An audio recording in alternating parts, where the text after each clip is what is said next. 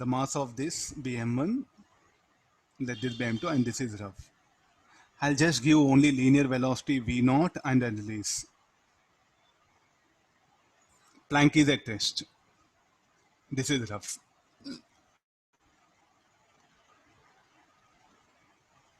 A disk of mass m1 is given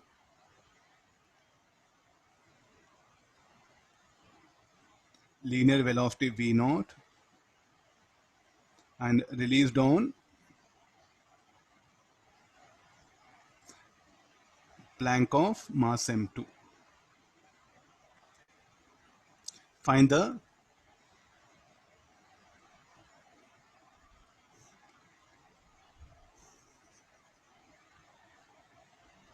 time at which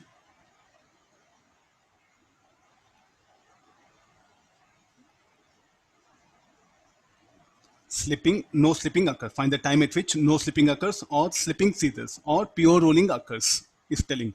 Okay, no, go back. First problem. We release this particular disk on the ground, no? Instead of ground, I'm releasing it on a plank. And the surface between the plank and the disk is rough, and between the plank and the ground, it is smooth. After what time it will attain pure rolling? Find the time at which the disk attains pure rolling or no slipping occurs. But initially slipping will be there. Why? Why initially slipping? Look at the velocity of point P. Will be velocity of center of mass only. So there will be V0. Planck is a test. So therefore forward slipping occurs. So how the friction should act here? The friction will act in fact backward. So there's the initial diagram. Let me keep it.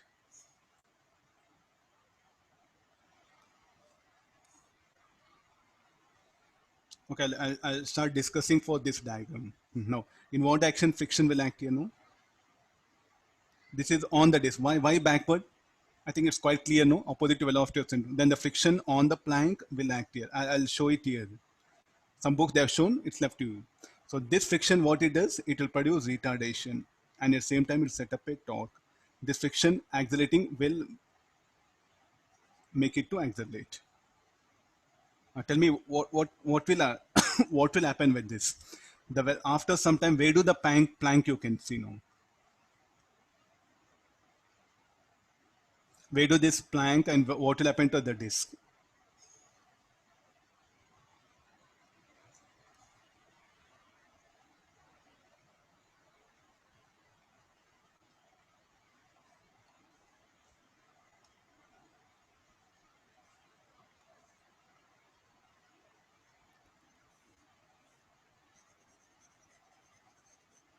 After some time,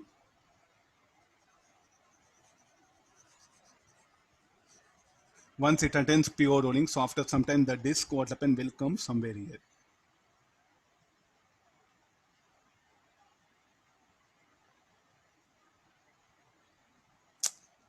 Oh, yeah.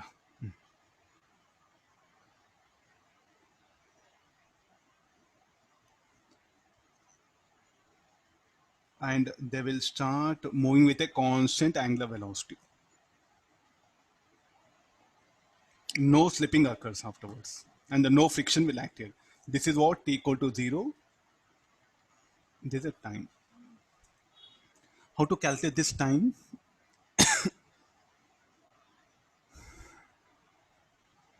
What is A1? Can you tell what is the retardation? What is this friction? Rolling or kinetic friction? I want you to answer. This is our best way of again trying to get the clarity about the friction. It's a kinetic friction. No? It's a like sliding friction. What is this? It's a sliding, or better right, kinetic friction. And what is the kinetic friction? Mu k mg. So what is the quotient of friction? It is mu. So therefore, what is F is equal to? In fact, F is equal to mu m1g. Sir, it must be rolling, sir. We are discussing rotation mechanics. Any friction acts rolling. Whose side like that? Nothing, no. It all depends on the condition here. Okay, no, I think very easy. So what is the retardation A1? A1 equal to F by M1, which is equal to mu g.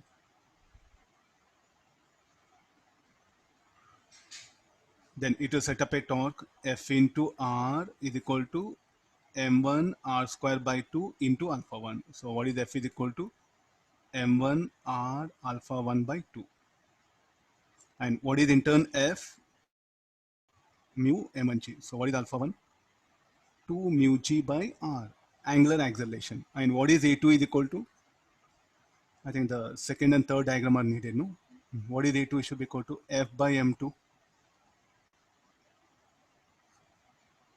Okay, we got all the values. For no slipping, tell me what you can write. For no slipping, velocity of this point should be equal to velocity of this point. For no slipping,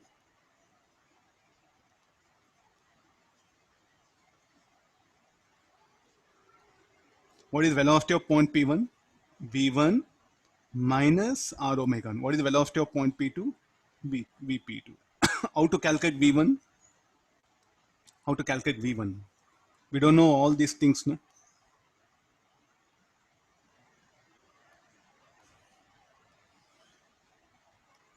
How to calculate V1? V1 shall I write A1 V0 minus V1 equal to, from this retardation V0 plus A1 and I substitute A1t. Then what about R omega 1? R omega 1, what you can write? Alpha 1 into T.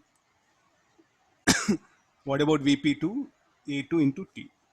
Substitute A1, A2, all this, solve it, you'll get expression for time. The time at which the slipping stops. No friction will act here. As a rolling friction should act because it is having pure rolling. No. Why? I think it's a velocity pure rolling problem, not accelerated pure rolling problem. Able to understand? It's a velocity pure rolling problem, not accelerated pure rolling problem. For t less than this t, for time less than this t, slipping occurs. Afterwards, no slipping occurs. No idea of your rolling friction. Why rolling friction will come? When the rolling friction will come, only when you apply external force, rolling friction will come into picture. Substitute all these equations. A1 equal to minus mu gt, V0 minus mu gt. What is alpha? Alpha R1, we can write it as 2 mu gt. What is A2? A2 should be equal to mu m1 g by. Solving this, we'll get expression for time.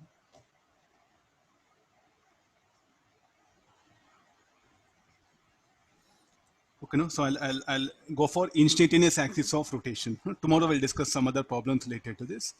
Now, can you remember instantaneous axis of rotation? I used to tell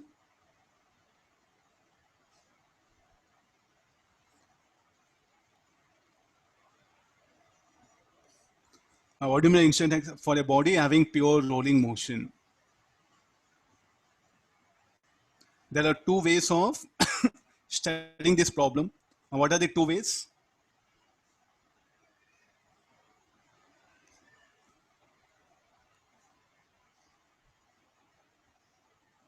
You can describe the motion with respect to ground,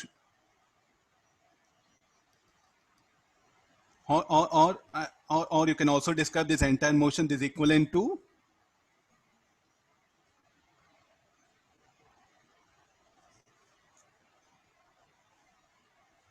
once I'll make you to recollect, then we'll discuss the numericals here. So this is a point P, no? Then if you stand here, then what you see that all points are rotating with same angular velocity omega.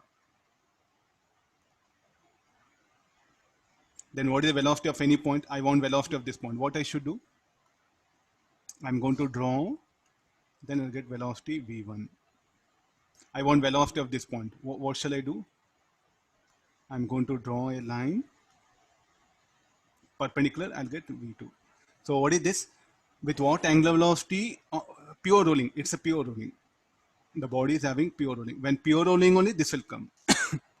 If you stand on the ground, you see all points are rotating about center of mass and center of mass moving. With angle velocity omega, they're rotating the center of mass. If you come and stand here, exactly here, and what is this P now? Instantaneous center. Don't call here instantaneous center. What is the velocity of point P? You are going to write, and for pure rolling, that's all. You say what is velocity of point P? This person what he says, velocity of point P at that instant is 0. Now instead of standing there, you better come at point where velocity is 0. At that instant, you stand at a point where velocity of the lowest point is 0. Then what will happen? The all bodies will appear as if rotating about point P with the same angular velocity. With what omega they're rotating about C with the same. This point P is called as now instantaneous center.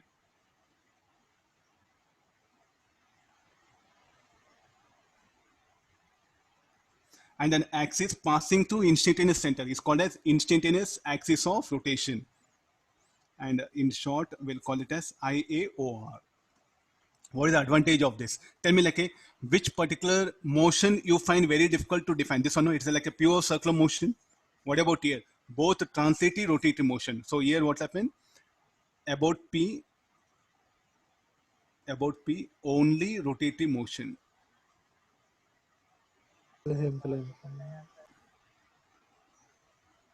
About G, both rotatory. Yes, somebody? About P, both rotatory and translator. Are you getting the core idea? This is the core idea of this one. G means above the ground. Here somewhere is standing here. P is instant center. Tell me like which one you can. I think I really like this one. This is easy. So therefore I'll give priority for this. Got the idea? No. And we also derived LGZ is equal to LPZ. We also found out the kinetic energy, everything. So either you study the motion of the object either being on the ground or at point P, everything is same. So therefore this will be preferred here. So how to calculate the velocity of any point? So what we do, we'll locate instantaneous center of a system and all points are rotating about instant center as it's a pure circular motion problem, and we'll work out the numerical. This is the idea of the problems here. Let it be whatever the type of rigid body. So let me take the first